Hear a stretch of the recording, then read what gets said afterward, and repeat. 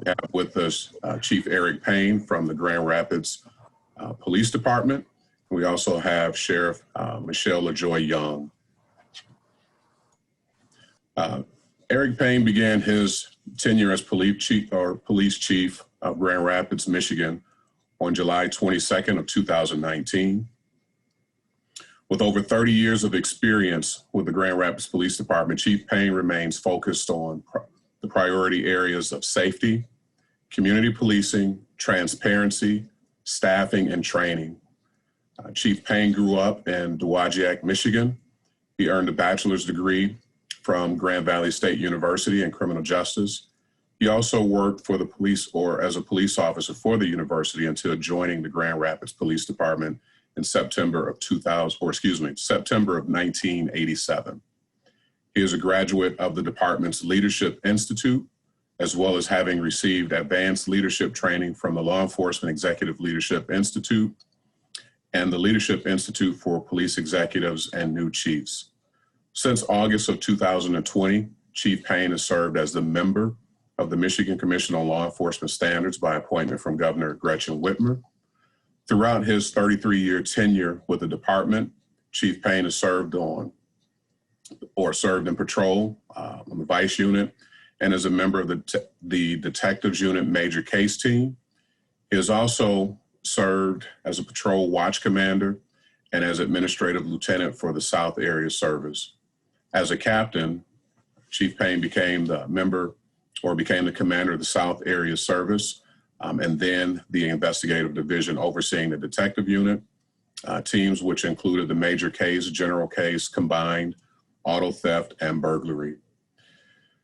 In September of 2017, Chief Payne was promoted to Deputy Chief of Operations and commanded the Patrol Division, Special Response Team, Traffic Unit, and Office of Special Events.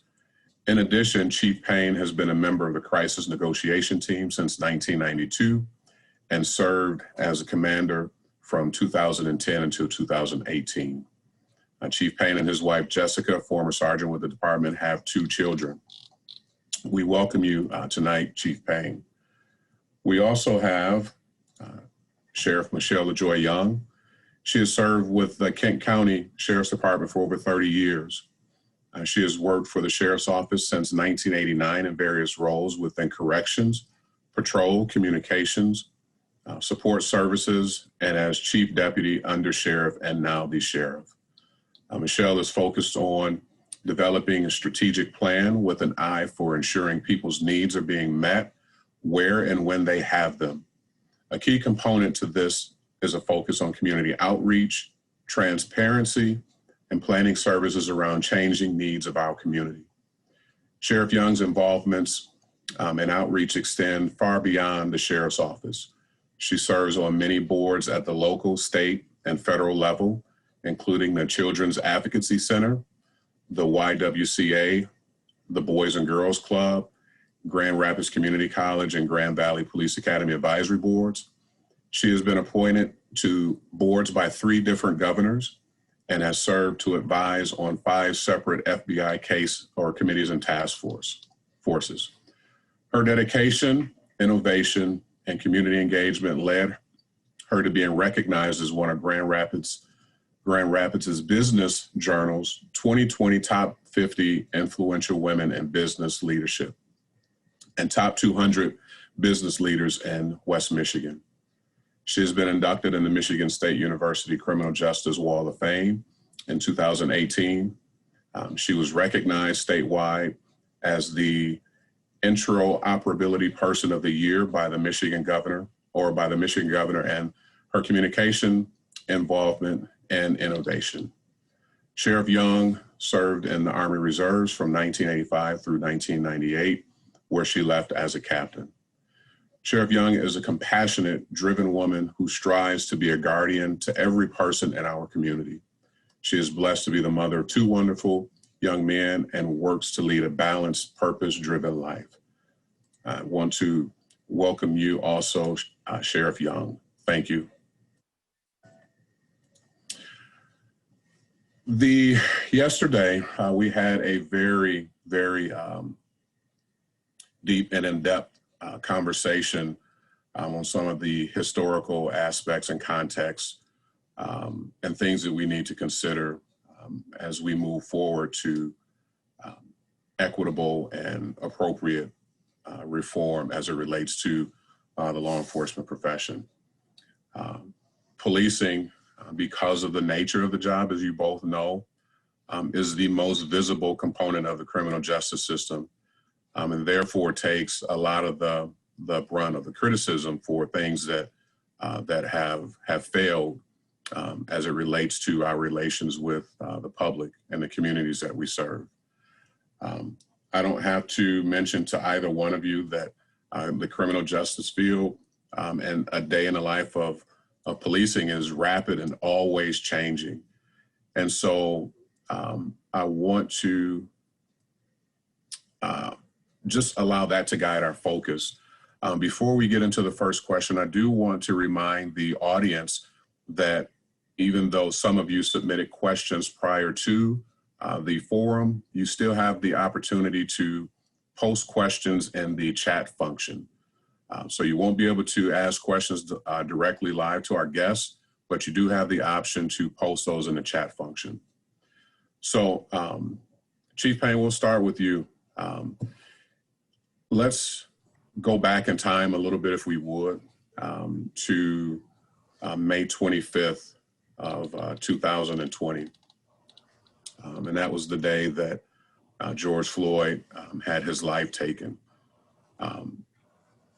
Go back and help me understand or talk about some of your first thoughts as a commander-in-chief of a very large agency when you learned about the killing of George Floyd. What were some of the first thoughts that went through your mind as a seasoned tenure commander?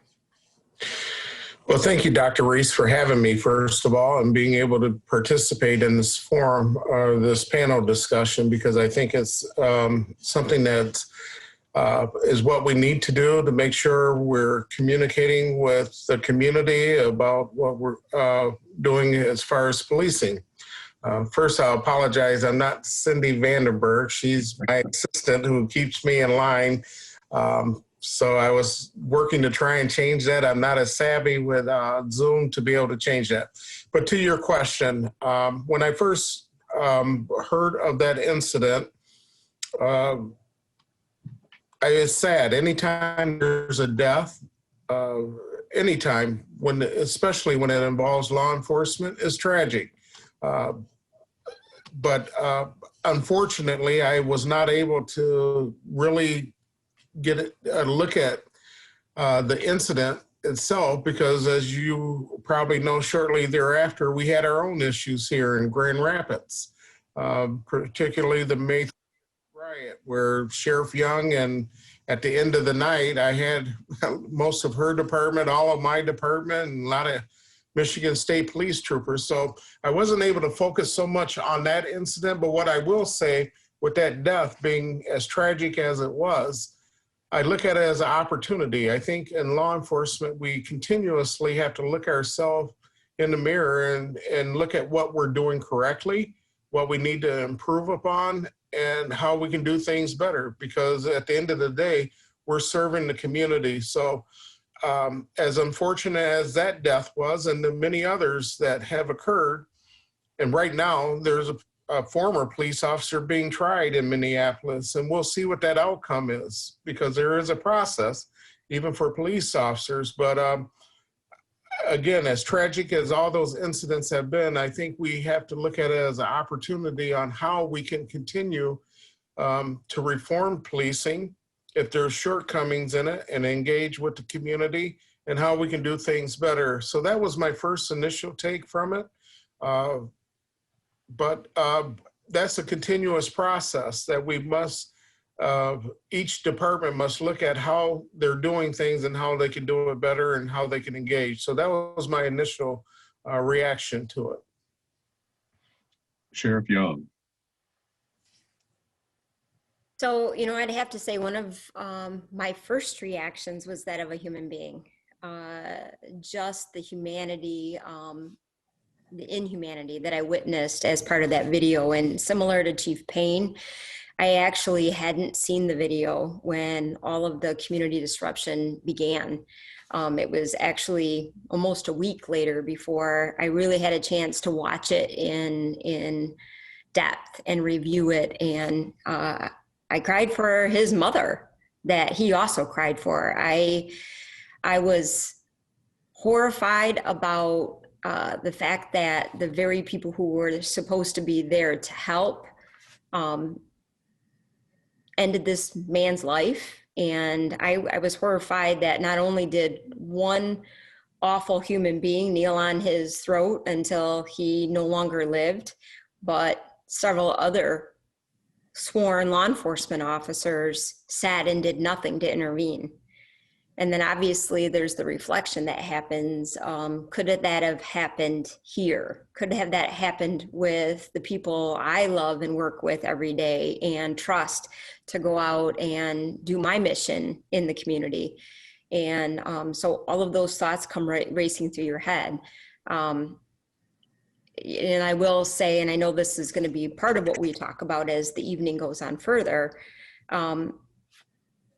that shouldn't be a instant consideration. Could this happen in my department? You should already do all of the work that's necessary to make sure it can't happen in your department. That there's no circumstance that would happen with Kent County Sheriff's Department that would have one bad actor commit such a horrific offense, but then also others sit and witness and not intercede. And so those were also part of my original thoughts, that I know we've done the hard work of picking the right people, developing in the right way, supporting them in the right way, and frankly, getting rid of people who you can't trust to do the work of the people every day. So all those thoughts came crowding through my head in the moments following my first view of that video and hearing about the video. And Dr. Reese and Sheriff, and you made great points there. Something else I may add. Since then, I don't know whether it's official or not. I have not stayed tuned into every detail of that. I have a city to make safe. So forgive me for not having all the details. But one of the things I heard, along with what the sheriff mentioned, that may have been a trained technique. And I want to add that if that was a trained technique, yeah, that department, that has no place in law enforcement. And our officers are trained. Anytime you go to the neck, face, vital areas like that, that's a deadly force encounter. So that was part of my reaction too. So to expand upon my original answer, if that is the case, I'll say, look, Minneapolis police really have to look at themselves and see whether or not their training is what it should be. And even if that was a trained technique, I don't know how you justify kneeling on somebody's neck for 9 minutes. I'll say in very simple terms, as I tell my 10-year-old son, that's a no-no. If you do something like that, in my opinion, you better be able to justify that you were in a life and death situation. So that was another reaction I had from it, whether that was a trained technique of their department or not. I really think that, and as I said, I look at it as an opportunity. Departments need to look at how they're training their officers. Standards have to be set and officers held accountable if they go outside of their training. And one thing I hope that will come from this trial is to find out whether that actually was how the officers are trained in Minneapolis. And hopefully they've learned from that, and that's part of the reform that is coming forward. So, and to that point, I haven't read their full policy, use of force policy, but I don't believe that was a trained technique. I believe what was in their policy was the ability or the authority to restrain. And so that's where they were, where the people who were saying that he was doing what he was trained to do, they were talking about restraining Mr. Floyd while he was, and I guess in the officer's opinion, being combative, which is not what I saw when I saw the video. But you both brought up very, very interesting points, and I want to deviate shortly from the. I'm sorry, I have to touch on it. The man was handcuffed on the ground. Right. Okay, I take exception to if that's the defense. That is defense, and he's in Siobhan. He's entitled to a trial, but the man was handcuffed on the ground. Oh, you'll get no argument. Okay. No, and by no means, I'm just reporting what their policy stated. From a training aspect, I mean, we don't even teach neck restraints or carotid chokes or anything of that nature. For that very reason. Sheriff Young, brought up a very good point. When you saw that, I think you saw the lack, or even how he carried or conducted himself. There was a lack for human life in that moment when you see that video. There was evil in his eyes. Yeah. And so we in law enforcement, I think this is something that I'm glad we can have this discussion, but historically, we haven't been willing to be critical of our brothers and sisters when they've done wrong. And this is one of those things where you just have to, right is right and wrong is wrong. He did not see, and I hate to speak for another person's because you never know what their intent, but based on his actions, he did not see George Floyd as a human, because you could not possibly do that to another human being without, in good consciousness. True. So, the only thing I would say, Dr. Reese, is I think that really kind of speaks to the evolution that is in progress and needs to continue and happen in law enforcement. At no time can we lose sight of the fact that every single human being we come in contact with has they're a person. They're a human being that we are there to serve. And sometimes service comes and looks in different ways depending on the individual needs of that human being. But when we lose sight of the fact that this is a human being, regardless of what they've done to cause that police contact, we lose sight of our own humanness. And when that happens, we can't serve anybody. You might get some of the motions right, but you won't get the basic principle of what we're out there to do. And you start allowing automatic decisions to happen. And in some cases, there's not time for anything but automatic decisions. And that speaks to what we do in training and what you do to prepare young men and women to be in this industry and, the physical parts of our job. But we can't train them to apply that tactic to how they're dealing with people and how they're thinking about how this will end up for that human being we're dealing with. So, and thank you for both of those. And this is a question that I know is at the forefront of everybody in law enforcement, especially in light of what the decision that New York City Police Department has made. And so it was a question that was posed by our audience as well. And it just deals with qualified immunity. Just for our audience, Chief Payne, can you just elaborate, and both of you can elaborate a little bit about what qualified immunity is, so that way once I ask the next question, they'll have a better understanding other than what has been presented to them. Okay, I'm not an attorney. Excuse me, I'm not an attorney, but qualified immunity, it basically, if officers are acting with the best intention and they're not doing anything illegal or they're following policy, and they could potentially be wrong. And that's what we found in the shootings of unarmed people, when they can articulate, as Graham v. Connor, which is a federal or Supreme Court ruling, that officers acting for deadly force can act what would be reasonable to another officer on how they respond. If they're able to articulate that their response to a situation was reasonable, then they end up with immunity from prosecution from it, and they basically are cleared. And that also goes to the civil liability. Sheriff, you want to weigh in on that? Yeah, and I think it's important to understand in the context of the broader governmental immunity that exists. This is one specialized for law enforcement officers, and it's intended, or I believe it was intended, I can't really speak to their intent, but to make sure that officers can act in a way that is prudent given the circumstance that they know, and not be judged retroactively with 2020 vision. And, the perfect example is, show me your hands, and not really knowing as a law enforcement officer what might be in their hands.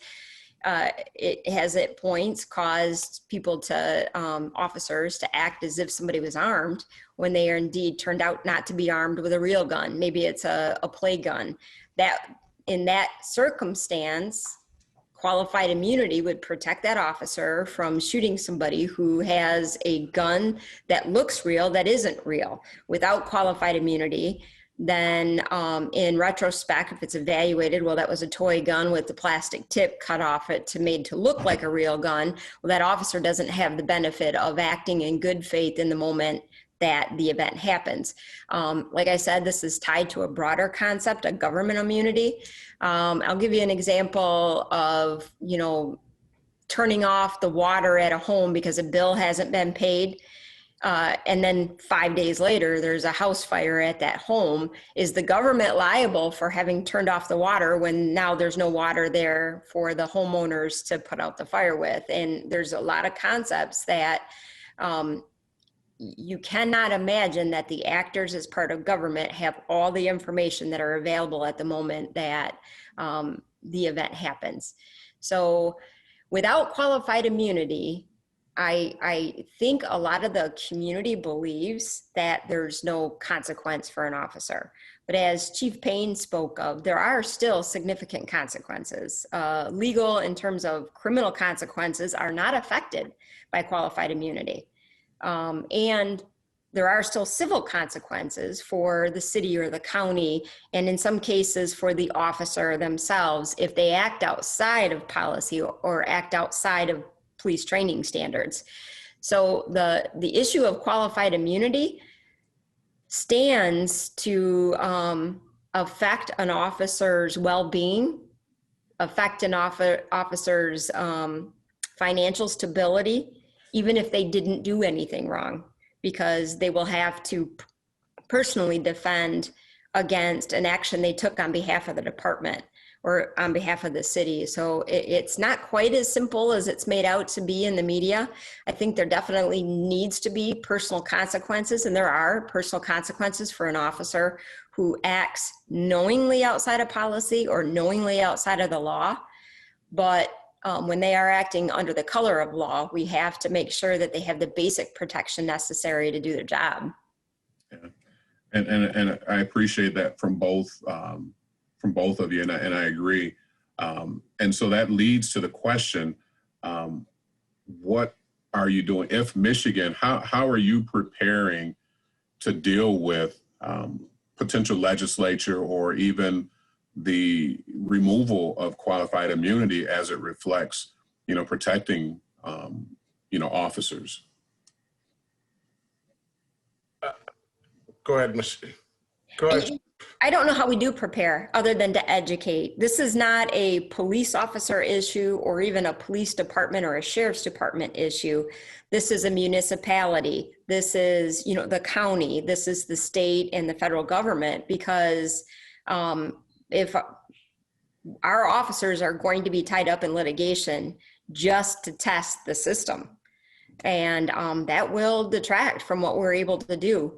And I'm hoping that as you guys are talking to young people going into the industry, this is a concept they're all considering very carefully, and what the ramifications could be for them personally. Because I will tell you, there is no perfect police call. We can get very, very good at doing the right thing and being prepared for every circumstance, but we are all human beings. And every day we get in those cars and we go to the worst situation in somebody's life, and we make the best call that we know how to make. And you have to have the faith that your county, your city, your chief, your sheriff will stand behind you when you make that call, provided that you do it with the background they've given you to do it and the authority they've given you to do it. Yeah, Dr. Reese, I'll just echo what the sheriff said, but I'll add to that. One of the biggest issues that we're finding now, it's not just Kent County, Grand Rapids, it's not Michigan, it's nationwide, is recruiting, getting qualified people to want to come into this profession to serve honorably and do the job. It's difficult now. I think that will be something that will cause people not to want to be in law enforcement anymore. So that's another big aspect of it. But yeah, I'll echo what the sheriff said, and the other part of the recruiting. I think it's going to have a tremendous impact on somebody. I mean, as you know, you went through the history a little bit. Maybe you explored. I mean, there was a time when education was not a big issue for law enforcement. In fact, the standards right now, you have to be 18 with a high school diploma and GED. What we saw in the early 70s, late 60s, probably because of the riots that occurred in the 60s, people recognized they wanted better educated people that had education. And I'm not saying that someone without a college degree can't be a police officer. We have that in the police department.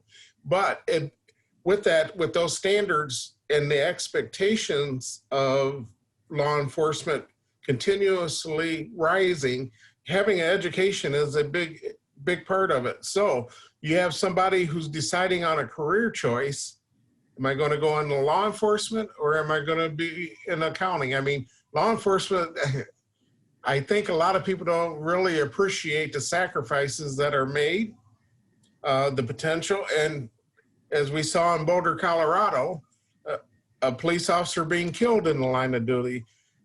People, I mean, that's the extreme, but I mean, there's a lot of sacrifice. So if I could go out, and nothing against accountants, but if I could go out and be an accountant 9 to 5, not have to work weekends or nights, or choosing to be a police officer, anyone that's going to be in law enforcement, they have to have the heart of service. Otherwise, it just doesn't work. So circling back to qualified immunity, I think it will have a huge impact on our ability to get the best people to go out and serve the community. You know, I just want to kind of secondary question, because it's been kind of circling around based on both of your responses. Say we move forward, fast forward the year 2022 or 2023. Not to say that I hope that this, but just say hypothetically, qualified immunity no longer exists. How does that impede your ability to provide services to the citizens that you normally are able to do now? Well, like the sheriff said, I don't know how we prepare for that. That will be a game changer for law enforcement, I believe. It will have a huge impact on how, and here's the bottom line. I don't want an officer myself having to notify his loved ones that they were killed, and as it turns out, they hesitated. Because there are times when we have to use force, and sometimes deadly force. I do believe, again, with the recruiting, getting the proper people into the law enforcement profession, that's the first impact I really see with qualified immunity if that were to go away.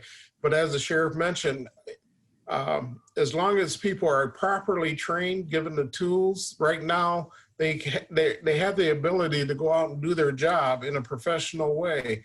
And it's a bigger issue other than just law enforcement. It's municipalities. The person, like a street light, if it's not blows out and it's not changed immediately, are you going to sue the city if something tragic happened there? I mean, so there's reasonableness to everything, and I think that's what qualified immunity really addresses. Were the department or the city, municipality, sheriff's department, county, was it reasonable? So I think that's the big impact that we'll see if it is done away with, quite frankly. I think that all of our use of force and engagement strategies that we've taught officers, and which has evolved dramatically over the last several years, last decades, we're going to have to rethink a lot of those strategies. And I think you'll see a transition to lack of engagement, waiting until a situation has resolved one way or the other before we are able to go in and take action, because the officer is going to have no option but to do so. If there's any unknown fact, they'll have to wait until all facts are known. And frankly, whose lives are really at risk are civilians in that context. Because how many times does an officer run head in when they know only a couple of the facts to try to do what they can to save life of the individuals involved? Sometimes really bad outcomes happen when they haven't been properly prepared to do that. But often without their actions, really bad consequences will happen too. And those are the cases we don't hear about today. Right. And Doctor, I would just point out and add, someone was asking me about the Boulder, Colorado recent mass shooting. And I said, all 10 of those deaths were tragic, but there really were only 9 victims there. That officer went in and did his job. And unfortunately, he was killed. And I don't know the circumstances of how that occurred, but the other 9 victims were either working at the store, going about their shopping. That officer knowingly went into the danger that he was confronted with, and unfortunately, it was a bad outcome. That is my concern, and it's not just qualified immunity. That's just a scrutiny of law enforcement now. We need reform. I never shied away from oversight or anything like that. But we also do need to support that we're human beings and that we're doing the best we can. If you step out of line, we'll hold you accountable. So, I mean, that's when I think about qualified immunity, that's just one component, but that's overall view of law enforcement as I see it moving forward. And again, I equate it to the pendulum. It always swings one way or the other. And I'm concerned with qualified immunity and some of the other issues, defund the police, that it's going to swing too far one way, and it would have negative outcomes for, as the sheriff mentioned, the community that we serve. I'm all for reform, but we need to do it constructively so it's not impacting our ability to serve the community. Agree. There are a couple of different things that I've circled as you're both giving your responses. And one, it kind of takes me back to the initial question that I wanted to ask, which was, how did we get here? And so I'll preface that by asking, do you feel that historically we have not held individuals accountable, and that's why we're in the state that we're in?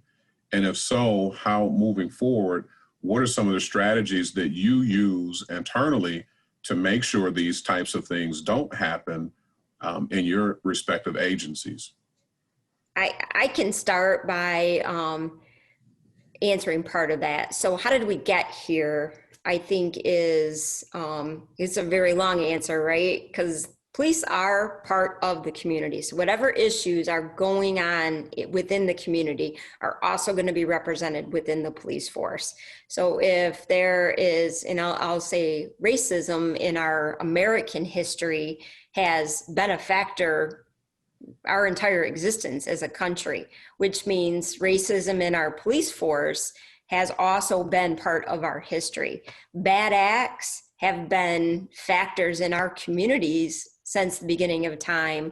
In fact, since it's been a factor in the humanity, our human beingness since the beginning of time, or at least soon after the beginning of time, they're factors in our police force since the beginning of time.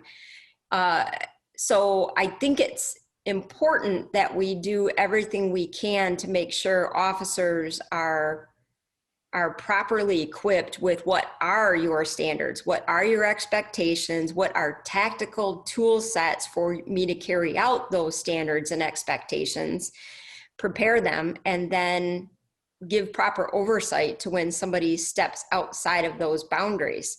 Historically, as you go back into the 60s and early 70s, as Chief Payne already referred to, when there is a horrific lack of people who want to be police officers, the concept that you're going to fire somebody for making a bad decision when you don't have anybody to bring back in when they leave, properly trained, properly ready to go, it has historically made it a very difficult decision for communities. They think, okay, this is the best we're going to get. We'll counsel them, we'll coach them up, we'll train them some more, and we'll put them back out there to do better next time. And that for a long time was what happened in police work. I'll tell you, that's not what has happened over the last 2 decades where I've been in management at the Kent County Sheriff's Department. I know for darn sure it also hasn't happened at Grand Rapids PD. There has been a lot of standard and oversight and training, and people held accountable, and I would say even held accountable beyond brutality or huge misdeeds. I would say lack of quality service, not meeting our expectations, that hasn't been tolerated in our police forces. But I can't speak to every community across the United States. I tend to think that where there's fewer resources, there's fewer quality standards because of what happens when you don't properly prepare and recruit and pay and maintain. So, just kind of speaking to Chief Payne's point, we are here to serve the community. We are part of the community. We rise and fall with that community. So when the response of the community is to erode resources for which we use to serve them, then the service will erode. And sometimes that means less service or slower service. Sometimes and often it means poorly trained service. So all those things are what I would see based on that current path. But there has always been, in my 20 years of supervision history, oversight and accountability. And the sheriff's right at what I've experienced over my time here at GRPD and actually law enforcement in Kent County is that there has been accountability. And that's one of the big things I think is, we had a May 30th riot for the tragic killing of George Floyd on May 25th in Minneapolis. And I kind of touched on that. I don't know what their policies are. I don't know how their officers are trained. One of the things I'll say how we got here now for all the reform that's being asked here locally, when the 8 Can't Wait came out, I wasn't concerned about it. We were already had those things in place. We had to put it in the policy, but that's been our training for 20 years. We don't shoot at moving vehicles. We don't use neck restraints. We have not used no-knock warrants for years. So I wasn't concerned about the 8 Can't Wait. It's just that there seems to be a bigger demand to even reach further than what I would like for the community to know is what they have before they start making demands. And I'll have that conversation with anyone. And please have an open mind to understanding. I can't say that we could not have bad outcomes here in Grand Rapids. I mean, I could be dealing with that tonight or right now, but I am pretty confident on the accountability that we've had and how we've trained our officers that we have not had some of those tragedies that have occurred in other places. And that's where I mentioned from the very beginning, I looked at the tragic deaths of not only George Floyd and Breonna Taylor, who's from Grand Rapids, as opportunities. If departments aren't looking at themselves and how they're doing things, how they're recruiting, how they're training their officers, then that's the reason, to answer your question, is how we continue to go down this road. Departments really need to take a hard look, and we are not perfect. We continue to self-evaluate, work with our legal team to make sure our policies, we're constantly scrutinize training, the best practices out there. We recently had our CALIA certification where they overlooked our policies. And so we're constantly looking. So I don't want people to believe, I think we're doing everything correctly. We're constantly scrutinizing, and occasionally I'll call the sheriff up and say, we had this go on, give me your insight. So we adapt to that. I mean, we have to make sure we're holding ourselves accountable and making sure as leaders of our department that we're holding everyone accountable, including ourselves. So occasionally I'll call up one of the area chiefs. I know chiefs around the country, as I'm sure the sheriff knows chiefs or sheriffs around the country. So we need to get better. We need to look at the reform that's being called upon, not as an obstacle, but as an opportunity. The chief touched on one thing that I just want to, I mean, Dr. Reese is trying to get in his questions and we just keep going on and on, right? No, it makes it easier for me. So carry on. You touched on something that I think is really, really important. And I think in the end, as the things shake out in Minneapolis, I think you're going to find that this is a component, but emotional support and beyond education, but emotional support and in getting involved with an officer who's starting to show signs of mental distress, I think is really, really important. And I think without that in law enforcement, that happens, then that lack of humanity starts to develop because people deal mentally with things by shutting off and by not caring or not feeling. So all the things that the chief mentioned, and we really do hold each other accountable locally, and we're there as resources for each other locally, nationally, because it is important to be able to reach out and be vulnerable enough to say, we might not have this right. How do you do it? How would you recommend that we adjust? The second you stop asking that question, the second you stop growing as a department or as a human being, and the second you start retreating in your capabilities. I agree. There was one thing that I wanted to point out that I really liked and appreciate from both of your responses, because it's one of the things that one of the mantras that we have here at the Academy is that as law enforcement, we have to see ourselves as a part of the community. If we operate from the auspices that we're law enforcement and we're coming in to police, then I think that's the wrong mindset for us to have as we engage our public and our communities. So to hear that, not that I thought anything otherwise, because I know both of you and I know the work that you do, which leads me to this next question. How do we work now with everything that's going on? How do we work with community to change the narrative and perception that law enforcement that we've gotten? Because we're challenged in law enforcement by events that haven't happened here in Michigan. Not that we've been perfect in Michigan, because we've had our shortcomings and our incidents. But when you're talking about Minneapolis, Los Angeles, New York, New Orleans, those places are miles away, but not to say that it can't happen here. But with those things that have happened, how do we re-engage the community to the point where we can get this relationship reformed and rebuilt? And I don't want to jump in on the chief here, but I would say re-engage would be maybe not as accurate of a description as continue to engage and build on that engagement. Okay. We've had a lot of efforts in place to try to reach individuals who feel like there is a gap in the service that they're feeling, and try to figure out how we can better meet those needs and do it in a way that's more intuitive, not retroactively trying to correct the officer who did the wrong thing, but instead prepare the officer to do the right thing. But I do think it's really, really important. And I know last night I joined your conversation, which was great, but there was a big emphasis on the history. How did we get here?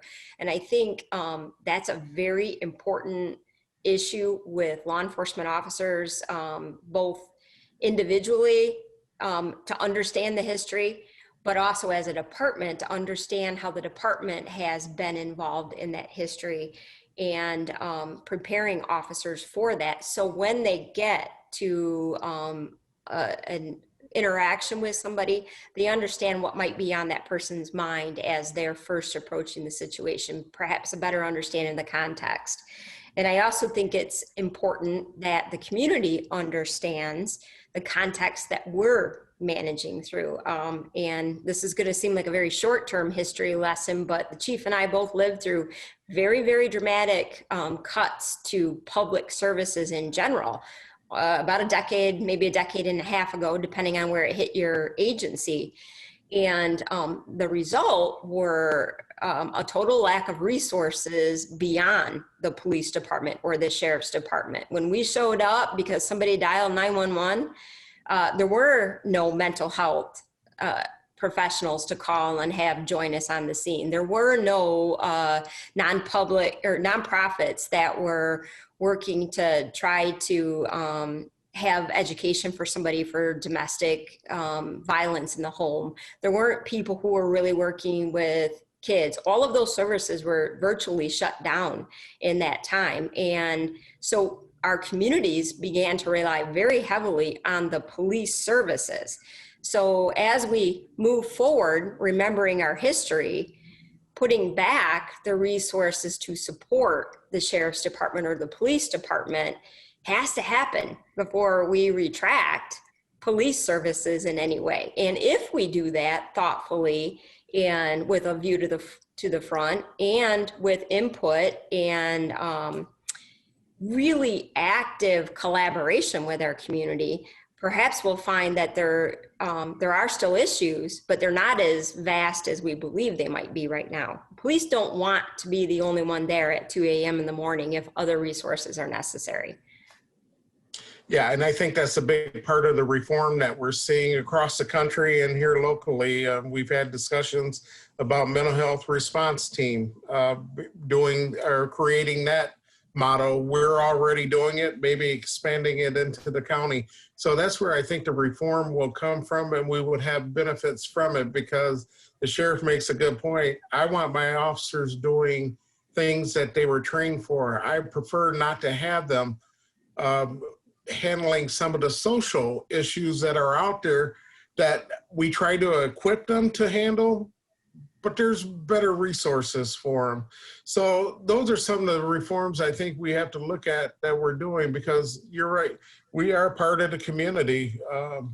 Our officers don't just check in and then leave and not be a part of that community. They are vested in what they're doing, and they need to continue to do that. So the engagement that for as part of our strategic plan, as we continue to talk about it, is engagement is a big component of that. And how do we further engage? But we do have limited resources to be able to do it. When this department had 400 officers, we were out doing everything. I mean, we had officers on foot patrol, bike patrol. We had an officer dedicated to towing abandoned vehicles, which were important to neighborhoods. I mean, I can give a number of things that we had officers doing. I do now have less than 300 officers. So how do we adjust and continue to do those things and continue the engagement on a level where it's going to be effective and not just what's on paper? That's where we continue with our strategic plan and try to implement it. But as the sheriff mentioned, it's been a struggle. It may require more resources as opposed to cutting resources that I have in our department. And I will continue to engage and talk with anyone out in the community. What I will request of those that I engage and talk with, come with an open mind and learn what you're really asking for. Because there are some that I engage with where I know I can talk to, the ends of the earth, and I am not going to convince them that law enforcement is necessary. I'm going to continue to engage them. I've also been very public about my support of crime reduction strategies, evidence-based crime reduction strategy. Fortunately, I believe that is going to happen with Cure Violence. I don't know if Cure Violence is going to work, but I am willing to try it. We cannot go through another year of 38 homicides and unprecedented shootings. So I'll continue to engage with everyone. I can't spend all my time convincing people that just don't want to be convinced that what we're doing is correct. We have to move forward. And I guess when you ask that question of how do you continue with it, we don't stop. We continue working on it, but we need the resources to be able to do it. Dr. Reese, and I don't mean to interrupt you again. I think an important point, and I didn't see it anywhere in your questions, but we are the most visible sign of the government. We're in uniform. We're there when somebody calls for the government, but we're not the component who makes a lot of the decisions about what kinds of things we work on. And I'll give you an example of what is illegal is not our doing. It's the legislature, sometimes city commissions, sometimes at the federal level. And I think you are seeing a lot of changes in the justice system that are directed from changes in legislation that make right size, if you will, penalties for some offenses. And I think you're going to see a big outcome from some of the changes that have already happened and those that will come next. I think those will make a big difference. But I think it's important that the community, if they want to be engaged, if they want to really make meaningful change, they have to be willing to look at what's actually happening now. And I don't want to say give credit where credit's due, but I kind of do mean that when there's a workforce that is out there every day trying to do their very best to meet the needs of the community. And then something happens in Minneapolis, and now they're being personally held responsible for something that's happened in Minneapolis. I think that's disheartening for a lot of officers who there's no way I would ever do that. There's no way I would support a fellow law enforcement officer for doing that. So we're all in the community together. We're going to rise and fall together. We have to be cognizant that we have to support each other through this, or we won't get through it. And real quick, Dr. Reese, as I mentioned, that pendulum shifting back and forth, one of my concerns is the reforms that are coming out. There are people that have been locked up for reasons they probably shouldn't be locked up for. I get that. And I'm glad those reforms are coming. But those people out committing violent acts that are out there terrorizing neighborhoods and communities, those are people that need to be locked up. And they need to be held accountable for their actions. So I'm hoping that the pendulum doesn't swing so far one way where we become ineffective, even though we're holding them accountable. But now the criminal justice system isn't holding them accountable, and they are able to go back and reoffend, because then the backlash is going to be get tough on crime again. That didn't work either. All I'm saying, people have to be reasonable and understand that there's needs to be reform, but make sure we're doing it in a productive way. No, and I completely agree. We've got about 5 minutes remaining, and I want to take an opportunity to pose some of the questions from the audience.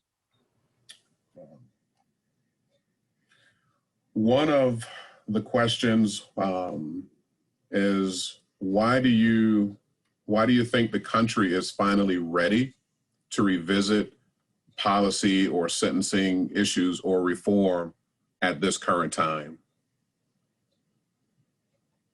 Well, for me, real quick, I think it's been an awakening, and as I just stated, I think that it was long overdue. There are certainly things that needed to be looked at. Bail, for instance, somebody with $100 bail, I may be able to pay that. Somebody for a very minor offense, that could be the difference between feeding their kids or them staying in jail. Those type of reforms need to happen. But again, I do believe that there needs to be accountability for those that are committing the most violent crimes out there and hold them accountable. I'm all for getting people out of prison. We have a CLEAR program. I had a gentleman stop me at a gas station yesterday and thanked us for having our CLEAR program when he got out, what we did with him and how he continues, even though he's off parole, how we interact. That was unheard of 20, 30 years ago. So we're evolving. We're doing things differently, but I still believe that there has to be an accountability, that we make sure that we're doing the right thing, holding those accountable, doing those violent acts.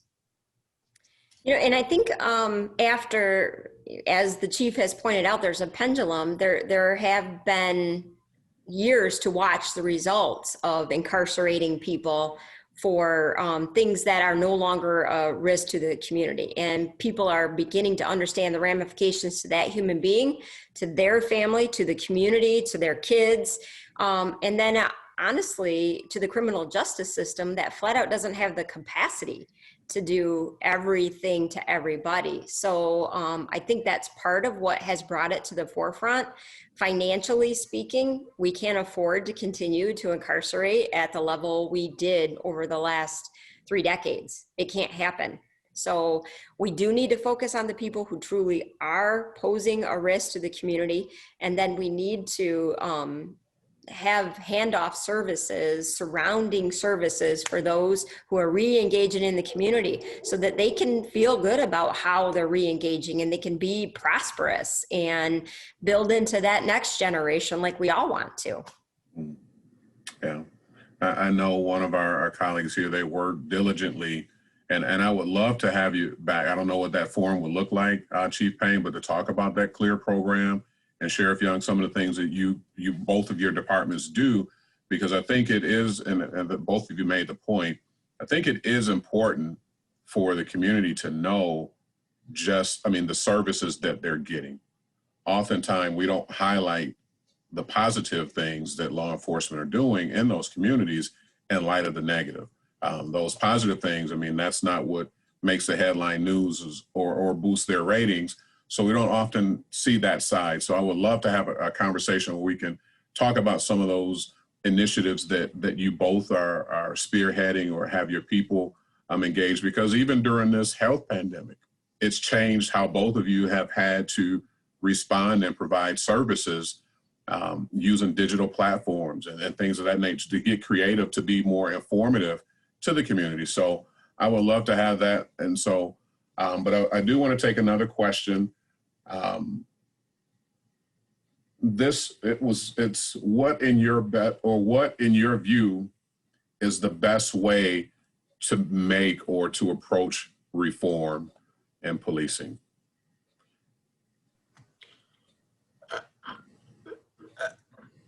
As I've stated, I really do believe make sure we're doing the right thing for the right reason at the right time. The reforms that are long overdue, we're addressing those and make sure we're informed about what we're trying to accomplish. There could be some unintended consequences if we go too far one way. Yeah, and my answer was going to be slowly and diligently. You really do have to make sure that you have the right problem statement to have the right outcome in the end. So making sure that we've evaluated what indeed is the issue going on. And engagement is a word that makes it sound, we're going to reach out and we're going to engage with the community, but really incorporating the community into our world, into the justice system is going to be what really is the most effective. And some of that's restorative justice. Some of it is diverting people away from the justice system, getting the right mental health care, all of those things. But we cannot possibly know the needs of a community without collaborating with the community and bringing them into the process and helping them to have real access and input into the process. Yeah. This last question I'll from the audience, and I'll ask it, but then I'll have a little bit of input before I open it up to Chief Payne and Sheriff Young. It asks, why are the reforms that are being pushed by the media and society going to the extremes to defunding? And before you provide your answers, I would just share, just a brief story. Both of you mentioned some of the reduction in funding back in, I believe it was during the Great Recession. So you think about that 2004 mark. I remember at that time I was still an officer in Flint. When I hired in 1996, we had from the least seniority to the chief about 300 officers. And at 2004, because of a lack of funding, and quite frankly, legislators coming in and taking funding from the police, it reduced our staffing size from 300 down to about 115 for a city over 100,000 people at the time. And then there was no restructuring of the services. I mean, so the expectation from the community was that we still provided the same level of service, but with a third less, I mean, 2/3 less of the people. So now I'll give you both the chance to answer that question. Why the extreme push for defunding? Or why do you think the media and society is pushing that? Well, if I may, you lived it, you know what it is. I believe that there are some people who don't realize what they're asking for, quite frankly. We have been defunded. In fact, last year, I lost over $2 million out of my budget. I mean, so more is being asked. What we have to do is make sure we're doing what we have, our core mission of law enforcement. That cannot go away. But we also need to look at doing things differently, like our combined, people are not aware of what we're looking to do, like our HOT team, our mental health team, all those different things that are going on as part of it. So we're not doing just a traditional policing.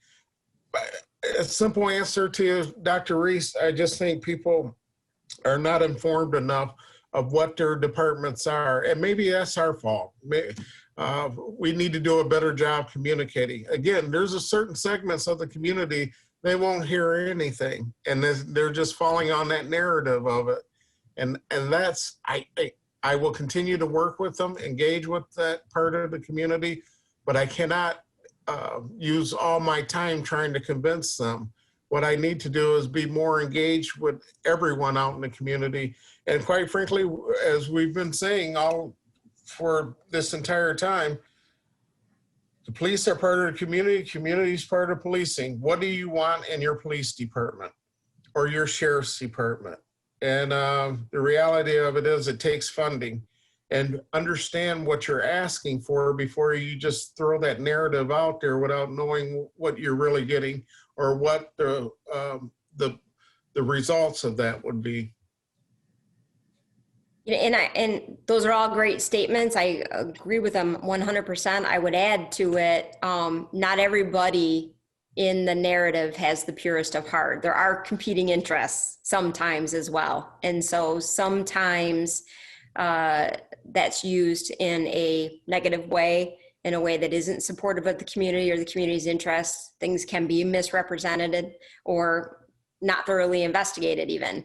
So I think that has to be considered as part of the element. I think the most of it, though, is naivety in not understanding what happens when you make a cut. And there are 30% less officers to respond when you dial 911. What happens then to how soon they can come and how effective they can be when they get there. Well, Sheriff LaJoy-Young, Chief Payne, I appreciate you both taking time out of your busy day and your schedule. I hope the information that you presented to our community has helped them see a different side of the conversation. So that way, when we come together in this continued engagement, we can both understand the opposite sides, or not the opposite side, but the other side, because we can't see, I don't believe we can see each other as opposition.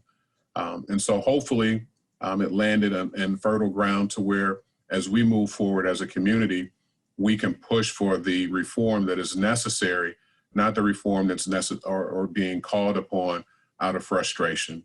So to our Grand Rapids Community College and greater Grand Rapids community that are watching, I thank you for tuning in over the past 2 days. We look forward to having more conversations like this, and we'll keep you informed as well. Good night to you all, and be safe. Thank you. Thanks for having me. Good night. Good night. Thank you both.